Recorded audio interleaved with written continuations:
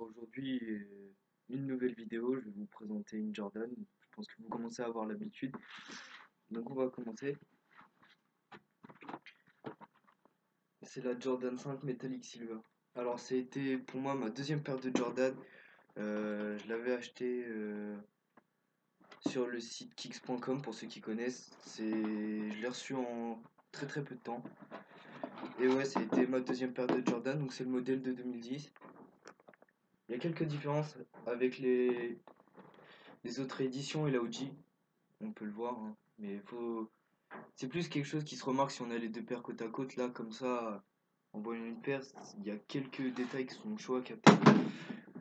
Donc c'est une coloris très classique, ça reste noir et argenté, c'est très très basique, ça se met avec à peu près n'importe où, avec à peu près n'importe quoi. Donc c'est ce qui me permet de dire que déjà rien qu'en très peu de temps, on voit la différence entre les Jordan déjà d'il y a 2 3 ans et les Jordan de maintenant. Quand je vois la Oreo, je vois très bien que c'est pas tout à fait. C'est pas aussi bien fait qu'une Metallic Silver. Et encore, moi je peux comparer avec la Raging Bull de 2005. Je crois, si je dis pas de bêtises, je me rappelle plus. Et ça n'a rien à voir. Rien qu'avec la Metallic Silver, c'est un fossé. Donc ouais, elle est confortable, c'est une des Jordan que j'aime le mieux.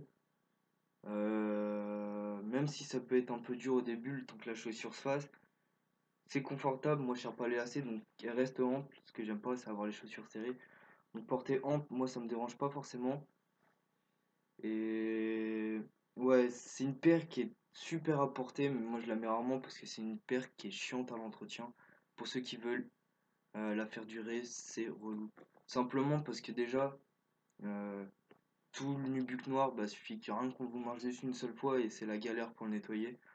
Surtout que celui-là, il est plutôt fragile au bout de quelques fois. Déjà, moi, je l'ai lavé plusieurs fois et là, sur la vidéo, ça se verra pas trop, mais en vrai, on voit très bien il y a des nuances. C'est-à-dire que le noir, il est un peu passé à certains endroits. Et ce qui rend la paire encore plus chiant, c'est cette putain de semelle transparente. Alors, c'est sûr, quand c'est beau, c'est quand c'est neuf, mais une fois porté, bah, ça vieillit mal et ça jaunit. Encore là, la caméra, ça se voit pas trop, mais elles sont bien plus jaunes en vrai.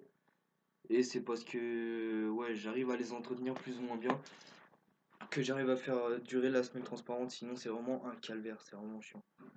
Mais au niveau de la gueule, ouais, on aime ou on n'aime pas. Je pense que peu importe, euh, peu importe qui aime les Jordan, on aura cette paire, sachant que la Retro 5, je trouve qu'en France, c'est une des paires qui a le plus de popularité, même en général. Et ouais, d'occasion, je sais pas combien on peut les trouver encore. Mais je sais que c'est pas non plus super dur d'en trouver une déjà en bon état d'occasion et une neuve. Donc pour ceux qui veulent, c'est jouable, hein. Ça reste une Retro 5.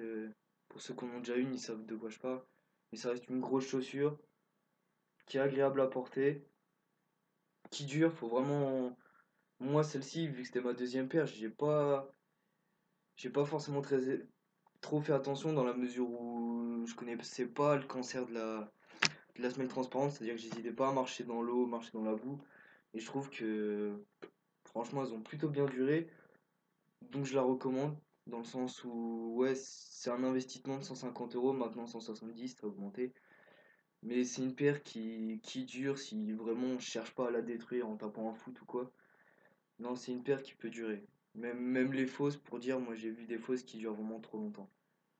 Donc la vraie, ouais, c'est une belle paire. Ça se remarque, hein, on voit tout de suite le gros Jordan devant. Moi j'aime bien. Cette couleur, c'est sobre, comme je l'ai dit, c'est passe-partout. Il y a d'autres couleurs qui sont plus belles, c'est vrai, mais c'est très très classique et ça saura, comment dire, plaire à la majorité des fans de chaussures. Donc voilà, une paire dont je garde un bon souvenir à l'achat. Ça me fait un peu chier maintenant qu'elle soit bousillée parce que ouais, c'est une chaussure que j'ai vraiment kiffé sur le moment et j'ai un peu le seum de l'avoir un peu niqué, c'est-à-dire là mon Nubuck qui a pris assez cher et ma semelle. Mais sinon, c'est une super bonne paire, donc pour ceux qui veulent une Retro 5, il n'y a pas de souci. A plus tout le monde.